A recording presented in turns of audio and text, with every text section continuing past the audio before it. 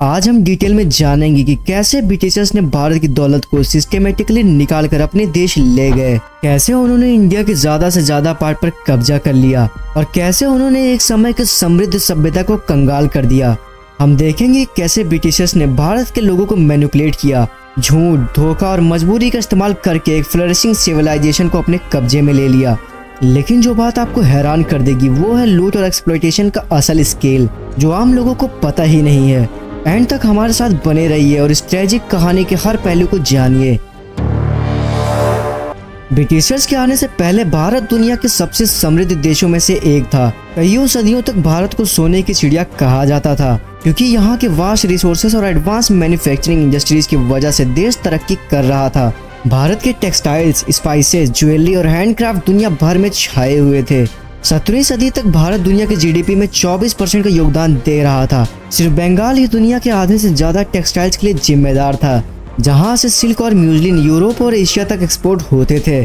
सूरत, मद्रास और कलकत्ता जैसे शहर ग्लोबल ट्रेडिंग हब्स थे, जहां बिजनेस जोर शोर से चलता था। भारत सिर्फ एक रॉ मटेरियल सप्लायर नहीं था, ये एक सोफिस्टिकेटेड मैन्युफैक्चरिंग पावर हाउस भी था, जहां से दुनिया की मांग वाले फिनिश गुड्स बनते थे और एक्सपोर्ट्स होते थे। इन एक्सपोर्ट से आने वाला धन भारत की दुनिया को सबसे अमीर देशों में से एक बनाता था। 1600 के आसपास ब्रिटिशर्स भारत आए, एक शांति से ट्रेड करने वाले व्यापारियों के रूप में। ईस्ट इंडिया कंपनी एक व्यापारियों के ग्रुप को क्वीन एलिजाबेथ फर्स्ट ने एक रॉयल चार्टर दिया था बिजनेस करने के लिए। शुरू में तो वो बस एक व्यापारी थे जो कई और यूरोपियन ट्रेडर्स के साथ भारत के माल के लिए कम्पीट कर रहे थे, लेकिन ब्रिटिशर्स का इरादा कुछ और ही था। उन्होंने इंडियन रूलर्स के साथ अलायंस बनाना शुरू कर दिया, उन्हें एक दूसरे के खिलाफ खड़ा किया, मिलिट्री एड के बदले ट्रेडिंग राइट्स का वादा करके। ब्रिटिशर्स ने अपने आप को भारत के पॉलिटिक्स में दाखिल कर लिया। उन्होंने चालाकी, डिप्लोमेसी और कई बार ब्राइबरी का भी इस्तेमाल किया ताकि पावर का बैलेंस उनके पक्ष में हो जाए।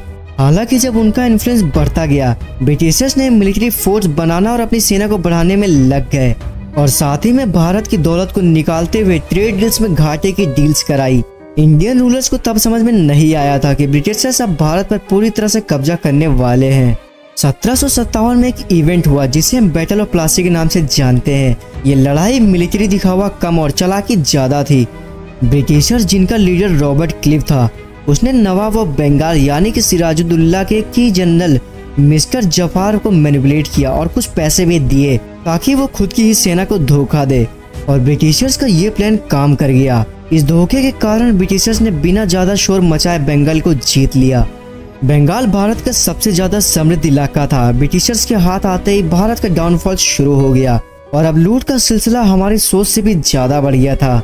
और फिर शुरू हुई एक बेहद ब्रूटल एक्सप्लॉयटेशन की कहानी। ब्रिटिशर्स ने इंडियन पेजेंट्स, आर्टिसंस और फार्मर्स पे इतने ज्यादा टैक्सेस लगाना शुरू कर दिए कि लोगों के लिए अपनी जरूरतें भी पूरी करना मुश्किल हो गया। सोचिए, कभी कभी टैक्सेस इतने ज्यादा थे कि टैक्स उन लोगों की कमाई से भी ज्यादा हो जाते थे। हालत ये थी कि बंगाल में कई बार टैक्सेस 50 से 60% तक पहुंच जाते थे। अगर हम इसे कंपैरिजन के तौर पर देखें तो मुगल एम्पायर के टाइम में टैक्सेस कभी 10-15% से ज्यादा नहीं होते थे। ये अंतर इतना बड़ा था कि लोग समझ ही नहीं पा रहे थे कि कैसे जिंदा रहें। जो लोग पहले आराम की जिंदगी जीते थे अब परिवार को खिलाने में भी नाकाम हो रहे थे। ये सिर्फ टैक्सेशन नहीं थी बल्कि एक तरीके की लूट थी। इंडियन फार्मर्स और आर्टिसंस को मजबूर किया गया कि वो अपनी फसल या सामान ब्रिटिश व्यापारियों को आधे दाम पर बेचें, जबकि उन पर भारी टैक्सेस लगाए गए। ये पूरा सिस्टम बनाया है इसलिए गया था कि इंडिया की ज्यादा से ज्यादा दौलत निकाली जा सके, जो ब्रिटेन के खजाने को भरने का काम करता था। साल 1565 से लेकर 1815 के बीच हिस्टोरियंस ने एक एस्टिमेट लगाया कि सिर्फ बंगाल से ही 500 मिलियन यूरोज निकाल कर ब्रिटेन भेजा गया, जो आज के हिसाब से एक एस्ट्रोनॉमिकल अमाउंट होती। इस टाइम भारत के सबसे समृद्ध रीजन का पैसा अब लंदन को रिच बनाने में लगाया जा रहा था। टैक्सेस के अलावा भी ब्रिटिशर्स ने एक और तरीका निकाला था एक्सप्लॉयटेशन का। फार्मर्स को फोर्स किया गया, कई बार धमकी देकर, कि वो गेहूं और राइस के बजाय इंडिगो उगाएं।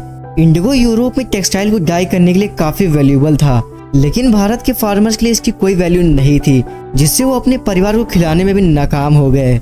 ब्रिटिशर्स ने फार्मर्स को ऐसे कॉन्ट्रैक्ट साइन करने पर मजबूर किया जो उन्हें कर्ज में डुबाते गए और उनके पास कुछ भी नहीं बचा था खुद को या अपने परिवार को खिलाने के लिए। ये सिर्फ इकोनॉमिक एक्सप्लॉयटेशन नहीं थी, ये एक पूरी लाइफ स्टाइल को खत्म कर देने वाला सिस्टम था। जब ब्रिटिश ऑफिसर्स और व्यापारी इंडिगो ट्रेड से अमीर हो रहे थे, उस समय इंडियन फार्मर्स भूखे मर रहे थे। ये कार्रवाई ब्रिटिशर्स की उस स्ट्रेटेजी का हिस्सा थी जिसमें भारत को पूरी तरह से ब्रिटेन पर डिपेंडेंट बनाया जा सके, न सिर्फ गवर्नेंस के लिए बल्कि अपनी बेसिक सर्वाइवल के लिए भी।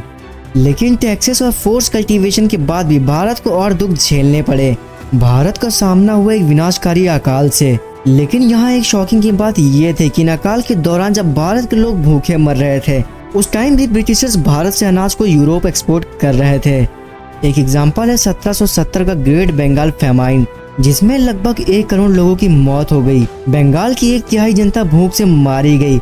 लेकिन इस फैमाइन के दौरान भी ब्रिटिशर्स भारत से चावल और गेहूं एक्सपोर्ट कर रहे थे ताकि ब्रिटेन की मार्केट्स चलती रहें। हालांकि ये एक अकेला केस नहीं था, एक के बाद एक अकाल ने भारत को हिला दिया। लेकिन उस वक्त ब्रिटिश एडमिनिस्ट्रेशन ने एक्सपोर्ट को प्रायोरिटी दी लोकल पॉपुलेशन को खिलाने के बदले। इस बेरहमी का नतीजा था मिलियंस ऑफ प्रिवेंटेबल डेथ, जो सिर्फ ब्रिटिश पॉलिसीज की वजह से हुई। लेकिन सिर्फ एग्रीकल्चर ही नहीं, भारत की मैन्युफैक्चरिंग इंडस्ट्रीज भी ब्रिटिशर्स के हाथ लूटी गई। जो भारत के वीवर्स दुनिया के लिए कपड़े बनाते थे, वो ब्रिटिशर्स के आने के बाद कंगाल हो गए। ब्रिटिशर्स ने इंडिया के मार्केट को अपने चीप मशीन मेड टेक्सटाइल से भर दिया, जिससे भारत की टेक्सटाइल इंडस्ट्री पूरी तरह से बर्बाद हो गई। भारत के वीवर्स अपने काम से मजबूर होकर निकल गए। उन्हें इतना मजबूर किया गया कि कई बार अपनी लूम्स को तोड़ देना पड़ा ताकि वो ब्रिटिश माल के साथ कम्पीट ना कर सके। 19th सेंचुरी के एंड तक भारत, जो कभी दुनिया का मैन्युफैक्चरिंग हब था, एक रॉ मटेरियल सप्लायर बनकर रह गया, जिससे ब्रिटेन की फैक्ट्रीज को फायदा होता था। ब्रिटिशर्स का इस तरह भारत को लूटना दुनिया ने कभी नहीं देखा था। हिस्टोरियंस का कहना है कि जब तक 1947 में ब्रिटिशर्स भारत से नहीं गए, तब तक उन्होंने भारत से $45 ट्रिलियन की दौलत निकाल ली थी। हाँ, आपने बिल्कुल सही सुना, $45 ट्रिलियन। ये आज के ब्रिटेन के एनुअल जीडीपी से 17 गुना ज्यादा है। ये सिर्फ लूट नहीं था, ये एक पूरी तरह से इकोनॉमिक वॉरफेयर था। जब 1947 में ब्रिटिशर्स ने भारत छोड़ा, तो भारत एक बिखरा हुआ देश बन गया था। जो भारत देश कभी दुनिया के जीडीपी का 24% कंट्रीब्यूट करता था, उसका योगदान अब सिर्फ 3% रह गया था। वाइब्रेंट इंडस्ट्रीज, फ्लरिशिंग एग्रीकल्चर और वेल्दी मर्चेंट, सब कुछ सिस्टमेटिकली तबाह कर दिया गया। जो बचा था वो एक ऐसा देश जिसमें इंफ्रास्ट्रक्चर टूट चुका था, एक फ्रैक्चर्ड इकोनॉमी थी और जनता भी सिर्फ जिंदा रहने के लिए संघर्ष कर रही थी। लेकिन ये पॉवर्टी किस्मत नहीं थी, ये एक डेलिब्रेट पॉलिसी थी। अंग्रेजों ने ऐसे ब्रूटल टैक्स और ट्रेड पॉलिसीज लगाई कि इंडियन लोग सिर्फ अपना गुजारा कर पाए। भारत को मजबूर किया गया फिनिश गुड्स इंपोर्ट करने के लिए, ब्रिटेन से उन्हें हाई प्राइसेस पर खरीदने के लिए, जबकि रॉ मटेरियल्स को लो प्राइसेस पर एक्सपोर्ट करने का दबाव डाला गया। ये पॉलिसी सिर्फ इकोनॉमिक्स तक सीमित नहीं थी, ये कंट्रोल बनाए रखने का काम कर रही थी। ब्रिटिशर्स ने इंश्योर किया कि भारत ब्रिटेन पर हर चीज के लिए डिपेंडेंट रहे, कपड़ों से लेकर मशीनरी तक। ब्रिटिशर्स एक्सप्लॉयटेशन का स्किल समझना बहुत ही ज्यादा मुश्किल है। अब चलिए कुछ ऐसे माइंड ब्लोइंग फैक्ट्स पर बात करते हैं जो ब्रिटिश एक्सप्लॉयटेशन का असली गहराई दिखाते हैं। फैक्ट नंबर 1, दुनिया के सबसे मशहूर हीरो में से एक कोहिनूर असली रूप में भारत का था। ब्रिटिशर्स ने इसे 1849 में पंजाब के एनेक्सेशन के बाद चुरा लिया।